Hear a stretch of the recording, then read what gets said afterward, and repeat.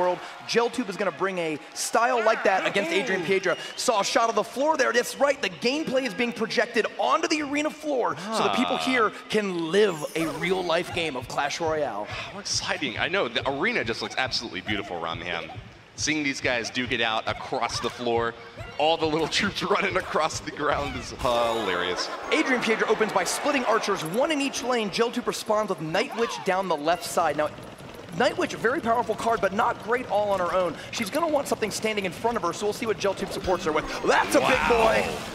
Huge Mega Knight lands on the left side. He can get a lot of damage right when he lands off there, but it seems that this time he was just there to protect this Night Witch. A little bit fragile in the back, but she can dish out a lot of damage with her bats that she's able to spawn. She's getting awfully close to the left side tower. Can the Mega Knight get the jump? No. Oh, but the miner does come down to buy a little bit of time and take out an archer in the meantime. Now, if this is your first time seeing Inferno Tower, very tough building deal. A lot of health, lasts for 40 seconds in its entire lifetime. And while it starts off doing very little damage, it quickly ramps up to doing thousands of damage per second. No tank, not even a Mega Knight, can get through an Inferno Tower without some help.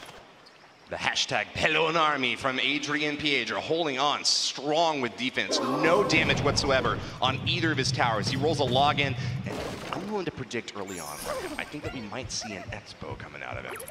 Fair enough, that's right. It does look like a deck that could be like that. Now, you mentioned Pelon Army. Adrian Piedra made a promise that if he wins the World Championship, he's going to shave his head and be my twin. He's going to join me in baldness. So that's, his fans have been related. Oh, we got a graveyard coming in here about Adrian Piedra, a fast cycling graveyard deck. Mega Knight lands for Geltube, trying to get in the middle of those skeletons, keeping them off the tower. Mega Knight does splash damage to all the ground troops in the surrounding area. Kind of unfortunate for Geltube that that archer locked on. She actually got quite a bit of damage off. It's a good standard defensive setup, whatever deck you want to bring. Looks like that the fact that graveyards in this deck means that we're not going to see the Expos here, though. But with that balloon getting awfully close, nothing to knock it back. The Mega Minion is getting a lot of damage onto it, but it's about to reach. No! An insane Ice Spirit saves his tower from a damage. I really like Geltube's move, though. He revealed the rocket on the Inferno Tower, a huge surprise that put Adrian Piedra behind. He was planning on the Inferno Tower taking out the Mega Knight, and I assume the balloon as well. But when the rocket took it out, suddenly he had to think on his feet to keep his tower healthy, and he did exactly what he needed to do. An insane Ice Spirit, and the rest of this game is looking pretty batty too. The Night Witch out back is spawning plenty of them. Those big pushes out front, though, from Geltube, but failed to connect so far. He really needs to leverage double elixir time to turn this game around. Otherwise, Adrian Piedra is just going to be able to crush him. I think Geltube panicked a little bit there too. He zapped just like 2 skeletons at the very end, and that is 2 elixir that he really needed on this counterattack to get through the Inferno Tower. Inferno Tower does pull that balloon in, but it's looking awfully dangerous as Adrian Piedra finally takes it down. Suffering a little bit of damage from the miner there, but he's holding on strong. He might even be able to pull this off with just Spell Cycle. At this point, only 604 hit points left on Geltube's tower. He could do 3 poisons or some combination of graveyard, log, and poison spells as well, but the most important thing is you cannot let that balloon get onto your tower.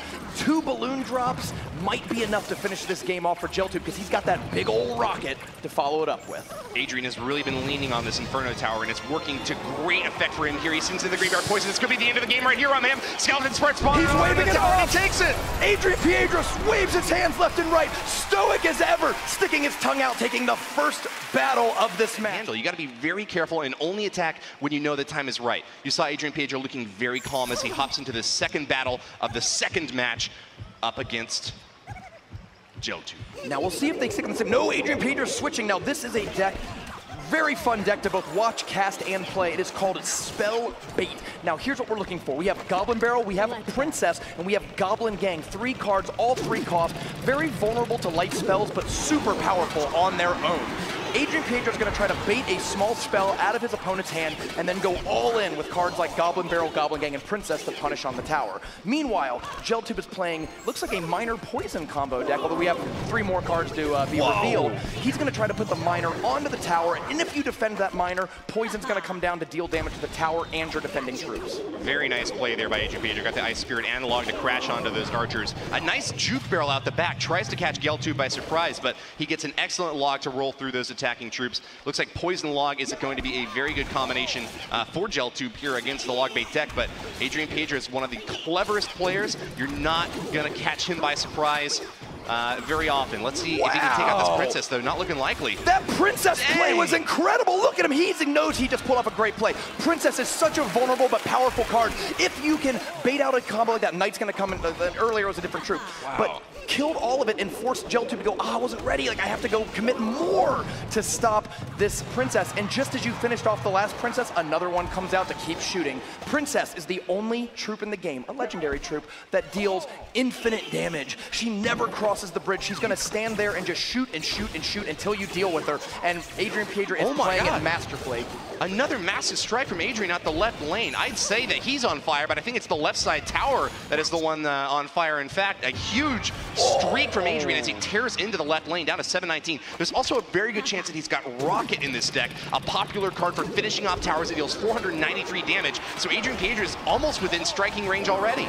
Yeah, he's just going to have to use, I think, 2 logs. It's actually a little more than 2 logs into rocket range, but 2 rockets will definitely do it. As we get into we're in double extra time now, but as we get closer into overtime, you might see him just start going with rockets on the tower, but he'd prefer the cheaper Goblin Barrel to get the job done. Princess gets a little bit distracted here. She goes into the miner instead. It's going to be a nice hit in from Geltube. Tower. Down to 1179, but he had no defense whatsoever against that last barrel. Adrian Piedra up 1-0 now, can just defend hard for 20 seconds. Geltube switches to the rocket. He gets reliable damage, but it's not enough. Yeah, he'd have to log twice and then rocket again in order to take this out. I don't think he's got it in him. Only 10 seconds left. Adrian Piedra is going to complete a 2-0 sweep, eliminating Geltube from the Republic of Korea and moving on to the quarterfinal round. The Pelon Army, Mexican player Adrian Piedra on Team Queso, winner of the Latin American Crown Championship Regional Fall Finals, is your quarterfinalist in the World Finals.